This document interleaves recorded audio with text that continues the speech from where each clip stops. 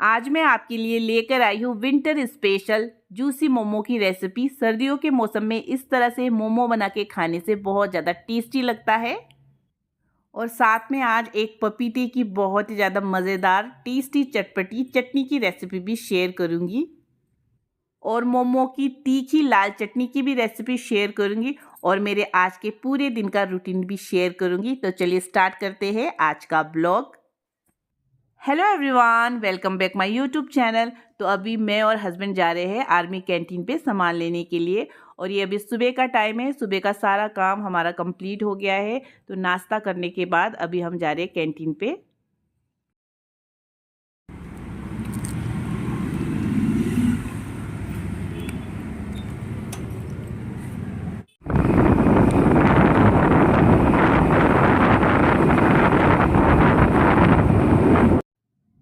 तो बस अब थोड़ी देर में ही हम कैंटीन पहुंचने वाले हैं। तो हमारे घर से ज़्यादा दूर नहीं है कैंटीन, 10 से 12 मिनट की दूरी पे ही है। तो बस अभी हम पहुंचने वाले हैं।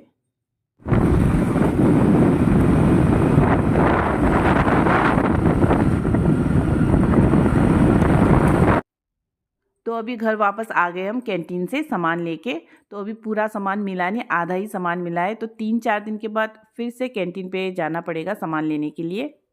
सामान को यहाँ पे रख दूँगी और अभी मैं जाऊँगी किचन में लंच बनाने के लिए, क्योंकि लंच बनाने का टाइम हो गया है। और लंच पे आज मैं बना रही हूँ दाल चावल और पपीते की चटनी। और पपीते की चटनी की पूरी रेसिपी आपके साथ आज मैं शेयर करने वाली हूँ। तो पपीते की चटनी बनाने के लिए हमें इस तरह से एकदम कच्चा पपीता चाहिए। थोड़ा सा भी अगर पपीता पका होगा तो उसका चटनी इतना अच्छा नहीं बनता है। तो एकदम कच्चा पपीता हमें लेना है। यहाँ पर मैंने पपीते को एक बार अच्छे से धो लिया है। तो अभी इसका पूरा छिलका हमें उतारना है। अगर आपने अभी तक पपीते की चटनी ट्राई नहीं की है तो ज़रूर ट्राई कीजिएगा, बहुत ज़्यादा टेस्टी होती है खाने में। तो यहाँ पे मैंने पूरे पपीते में से छिलका निकाल लिया है और पपीते के अंदर जो बीज होता है उसको भी निकाल लिया है और पपीते को अच्छे से धो लिया है। अब यहाँ पे पपीते को हम पतले पतले लंबे लंबे पीसेस में कट कर लेंगे इस तरह से। वैसे आप इसको जिस तरह से भी कट करना चाहे कट कर सकते हैं, तो मैं इस तरह से कट करती हूँ। तो यहाँ पे मैंने सारे पपीते को इस तरह से लंबे लंबे पतले पतले पीसेस में कट करके तैयार कर लिया है। तो अभी इसको रखते हैं साइड में। तो अभी नेक्स्ट हमें चाहिए तिल। तो यहाँ पे मैंने लिया है ब्राउन वाला तिल। तो यहाँ पे मैंने 1 कटोरी तिल लिया है। तो अभी तिल को हमें भूनना है। तो गैस पे मैंने कढ़ाई गर्म होने के लिए रख दिया है। तो कढ़ाई यहाँ पे गर्म हो गया है। तो इस पे डाल देंगे ये 1 कटोरी तिल। और इसको हम तब तक भूनेंगे जब तक ये चटकने न लगे और इसका हल्का सा कलर चेंज न हो जाए, तब तक इसको भूनना है। तिल को इस तरह से लगातार चलाते रहना है। और तिल देखिए यहाँ पे चटकने लगा है। तो यहाँ पे मैंने तिल को 2 से 3 मिनट अच्छे से भून लिया है। तो ये तैयार हो गया है। तो यहाँ पे गैस को कर लेंगे बंद और इसको निकाल लेंगे एक प्लेट पे ठंडा होने के लिए। और इसको थोड़ी देर छोड़ देंगे ठंडा होने के लिए। और यहाँ पे मैंने लिया है 4 से 5 सूखी हुई लाल मिर्ची। तो इसको भी ये गरम तिल पे डाल देंगे। गरम तिल के साथ ही मिर्ची को इस तरह से मिक्स कर देंगे और थोड़ी देर छोड़ देंगे इसको ठंडा होने के लिए। अब नेक्स्ट यहाँ पे मैंने गैस पे फिर से रख दिया है कढ़ाई और इस पे डाल देंगे 2 से 3 चम्मच तेल। तो यहाँ पे तेल अच्छे से गर्म हो गया है। अब इस पे डाल देंगे 1 चम्मच जीरा और 1 चम्मच मेथी और इसको थोड़ी देर चटकने देंगे। फिर इस पे डालेंगे आधा चम्मच हल्दी पाउडर। और हल्दी पाउडर डालने के बाद इसको अच्छे से मिक्स करना है। और तुरंत ही हमें इस पे डालना है ये सारे पपीते जो हमने इस तरह से कट करके रखा था। तो सारा पपीता एक साथ ही डाल देंगे। अब इसको हमें अच्छे से मिक्स करना है और इस तरह से चलाते हुए इसको पकाना है। तो इसको हमें कम से कम 4 से 5 मिनट इसी तरह से चलाते हुए फ्राई करना है। तो यहाँ पे गैस के फ्लेम को हमें हाई रखना है। थोड़ी देर फ्राई करने के बाद इस पे डाल देंगे थोड़ा सा नमक और इसको अच्छे से मिक्स कर लेंगे। नमक अभी हमें बाद में भी डालना है, तो अभी थोड़ा ही हमें डालना है। तो यहाँ पे मैंने पपीते को 4 से 5 मिनट अच्छे से फ्राई कर लिया है। तो हमें पपीते को 80% पकाना है और 20% कच्चा रखना है, तभी पपीते का जो चटनी है वो बहुत ज़्यादा टेस्टी बनता है। तो ये तैयार हो गया है। तो यहाँ पे मैंने गैस को बंद कर दिया है। अभी देख लेते हैं नेक्स्ट स्टेप। तो यहाँ पे मैंने लिया है एक सिलबट्टा। तो ये तिल जो मैंने ठंडा होने के लिए रखा था, तो ये पूरी तरह से ठंडा हो गया है। तो अभी हमें इसको पीसना है। तो इसको आधा आधा करके हम पीसेंगे। तो हमें थोड़ा सा पानी भी यहाँ पे चाहिए और इस पर डाल देंगे थोड़ा सा नमक। और अब इसको पीसना शुरू करेंगे। तो यहाँ पे मैं सिलबट्टे के नीचे कपड़ा रखना भूल गई थी, तो इसलिए बार बार फिसल रहा था। तो पहले मैं इसके नीचे कपड़ा बिछा देती हूँ। तो इस तरह से कपड़ा बिछाने से ये सिलबट्टा इधर उधर फिसलेगा नहीं। तो अभी हम इसको फिर से शुरू करते हैं पीसना। तो थोड़ा थोड़ा पानी डाल के इसको इस तरह से पीसते रहेंगे। आप चाहे तो मिक्सी पे भी इसको पीस सकते हैं, लेकिन मुझे सिलबट्टे पे या फिर इमामदस्ता पे पीसी हुई चटनी ज़्यादा टेस्टी लगती है, तो मैं इस तरह से पीसती हूँ, सिलबट्टे पे या तो फिर इमामदस्ता पे। अब इसमें 5 से 6 कलियाँ लहसुन के भी डाल देंगे और इसको भी पीस लेंगे। तो मैंने इस पे डाला है तिल, सूखी हुई लाल मिर्ची, नमक और लहसुन की कुछ कलियाँ। तो आप इस चटनी को ना ऐसे भी खा सकते हैं, ऐसे भी ये बहुत ज़्यादा टेस्टी होता है।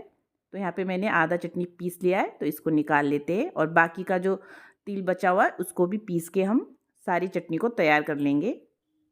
तो यहाँ पे मैंने सारी चटनी को पीस के भी तैयार कर लिया है। तो अभी देख लेते हैं नेक्स्ट स्टेप। अब यहाँ पे एक बड़ा सा प्लेट ले लेंगे और जो ये फ्राई किया हुआ पपीता है इसको इस बड़े से प्लेट में डाल देंगे। अब इस पे डालेंगे थोड़े से कटी हुई हरी मिर्ची और ये तिल की चटनी जो हमने पीस के रखी थी, तो अभी मैं आधा डाल दूंगी। तो पूरा एक साथ नहीं डालना है, तो अभी जब ज़रूरत पड़ेगी तो मैं बाकी फिर बाद में डालूंगी। अब इस पे डालेंगे कटा हुआ हरा धनिया, फिर इस पे डालेंगे थोड़ा सा लाल मिर्ची पाउडर और 1 चम्मच वाइट विनीगर। अब इन सारी चीज़ों को अच्छे से हाथों से मिक्स कर लेंगे।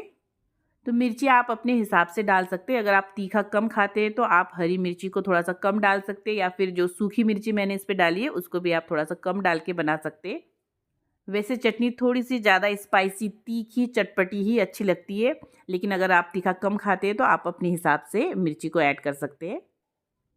तो यहाँ पे तैयार हो गया है पपीते की तीखी, चटपटी, बहुत ही ज़्यादा टेस्टी चटनी। अगर आपने इस तरह से पपीते की चटनी कभी ट्राई नहीं किया है तो ज़रूर ट्राई कीजिएगा, खाने में बहुत ही ज़्यादा मज़ेदार लगता है। आप इस चटनी को दाल, चावल, पराठा, पूरी, रोटी के साथ खा सकते हैं, बहुत ही ज़्यादा टेस्टी लगता है खाने में। और यहाँ पे मेरा लंच बनके भी तैयार हो गया है। लंच पे मैंने आज बनाया है चावल, दाल और पपीते की टेस्टी चटनी। ये चटनी इतनी ज़्यादा टेस्टी होती है ना, जब आप इस चटनी को बना के खाएंगे ना, आपको कोई भी सब्ज़ी की ज़रूरत नहीं पड़ेगी। आप दाल चावल के साथ इसको ऐसे ही खाइए, इतना ज़्यादा मज़ेदार लगता है। रोटी पराठे के साथ, किसी के साथ भी खाइए, बहुत ही ज़्यादा टेस्टी लगता है। तो यहाँ पे मेरी लंच की थाली भी लग गई है। तो अभी हम सब कर लेते हैं लंच। आपसे मिलती हूँ अभी मैं थोड़ी देर के बाद। तो लंच करने के बाद थोड़ी देर आराम करने के बाद, तो अभी ये है शाम का टाइम। हस्बैंड और मैं जा रहे हैं नर्सरी पे पौधे देखने के लिए। यहाँ पे रास्ते पे हस्बैंड का कॉल आ गया था, तो जब तक हस्बैंड कॉल पे बातें करते मैं आपको यहाँ का व्यू दिखाती हूँ। तो देखिए कितना सुंदर व्यू है यहाँ का। तो यहाँ पे ना बीच रास्ते पे एक पुल है और पुल से ये नदी इस तरह से दिखता है, जो देखने में बहुत ज़्यादा सुंदर लगता है। तो यहाँ पे अभी नर्सरी पे हम पहुँच गए हैं। तो यहाँ पे मैं कुछ प्लांट देख रही थी, तो इनमें से मैंने कुछ प्लांट लिए और कुछ फूलों के पौधे भी लिए हैं।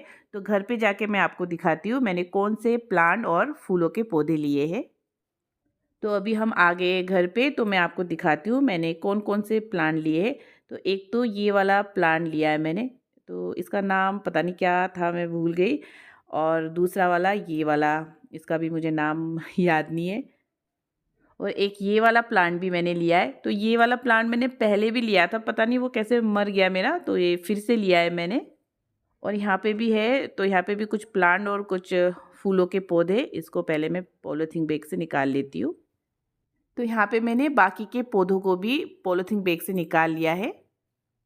और ये वाला जो प्लांट है ना, मैं पहले भी लेके आई थी, लेकिन पता नहीं हुआ नहीं उस टाइम पे। अभी फिर से लेके आई हूँ, देखते हैं कैसा होता है। और ये वाला एक लेके आई हूँ। और ये वाला जो प्लांट है ना, बहुत ज़्यादा सुंदर लग रहा था मुझे वहाँ पे देखने में ना। ये 2-3 कलर का है ये, तो बहुत प्यारा लग रहा था, तो ये वाला भी मैं लेके आई हूँ। तो इन सारे पौधों को ना मैं अभी थोड़ी देर के बाद लगाऊंगी, क्योंकि अभी हो गया है शाम के चाय का टाइम। तो अभी पहले मैं बना लेती हूँ चाय। तो एक छोटा सा इस तरह का गमला भी लेके आई हूँ मैं, तो इस पर भी कुछ प्लांट लगाऊंगी मैं। तो यहाँ पे बन रही है मेरी शाम की चाय। चाय पीने के बाद ना फिर मैं उन पौधों को लगाऊंगी गमलों पे। तो यहाँ पे मेरी शाम की चाय भी बन गई है। तो अभी हम पी लेते हैं चाय। आपसे मिलती हूँ अभी थोड़ी देर के बाद। तो चाय पीने के बाद जितने भी पौधे मैं लेके आई थी नर्सरी से, वो सारे पौधे मैंने गमलों पे इस तरह से लगा दिया है। और ये वाला जो प्लांट था इसको मैंने ना 2 जगह लगा दिया है इस तरह से ना, और इन फूलों के पौधे को मैंने इस तरह से यहाँ पे लगा दिया है।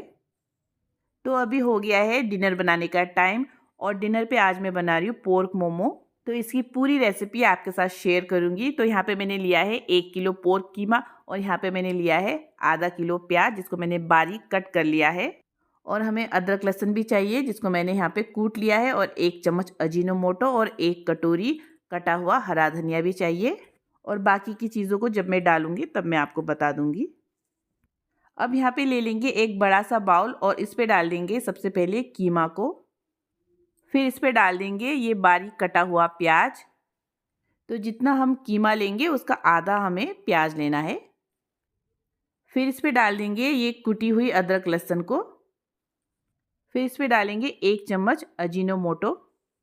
फिर इस पे डालेंगे नमक स्वाद अनुसार, और डालेंगे लाल मिर्ची पाउडर जितना तीखा आपको पसंद हो। फिर इस पे डालेंगे ढेर सारा कटा हुआ हरा धनिया। फिर इस पे डालेंगे 2 चम्मच मीट मसाला। आप मीट मसाला की जगह मोमो मसाला या फिर चिकन मसाला, किचन किंग कुछ भी डाल सकते हैं, या फिर सब्जी मसाला भी डाल सकते हैं। अब हाथों से इन सारी चीज़ों को अच्छे से मिक्स कर लेंगे। तो इसमें हम कोई भी तेल या फिर घी नहीं डालेंगे, क्योंकि पोर्क में अपना ही फैट होता है, तो इसमें तेल घी डालने की कोई ज़रूरत नहीं होती है। तो इसको बस अच्छे से मिक्स करना है। तो यहाँ पे मैंने सारी चीज़ों को अच्छे से मिक्स कर लिया है। तो यहाँ पे हमारा कीमा भी बनके तैयार हो गया है। तो यहाँ पे कीमा हमारा रेडी हो गया है। तो इसको थोड़ी देर साइड पे रखते हैं। अभी देख लेते हैं नेक्स्ट स्टेप। तो यहाँ पे तैयारी कर लेते हैं मोमो की चटनी बनाने की। तो यहाँ पे मैंने लिया है कुछ लहसुन की कलियाँ और कुछ अदरक के टुकड़े, और यहाँ पे मैंने लिया है कुछ सूखी हुई लाल मिर्ची, और यहाँ पे मैंने लिया है 7 से 8 टमाटर। यहाँ पे मैंने गैस पे रख दिया है कढ़ाई गर्म होने के लिए। इस पे डाल देंगे 1 चम्मच तेल। तो यहाँ पे तेल गरम हो गया है, तो इस पे डाल देंगे टमाटर। तो टमाटर को मैंने इस तरह से 2-2 पीस में कट कर लिया है। इसको हमें फ्राई करना है। और टमाटर डालने के बाद फिर इसी टाइम पे लाल मिर्ची को भी डाल देंगे, और दोनों को थोड़ी देर हमें फ्राई करना है। तो हमें इसे तब तक फ्राई करना है जब तक टमाटर अच्छी तरह से पक ना जाए।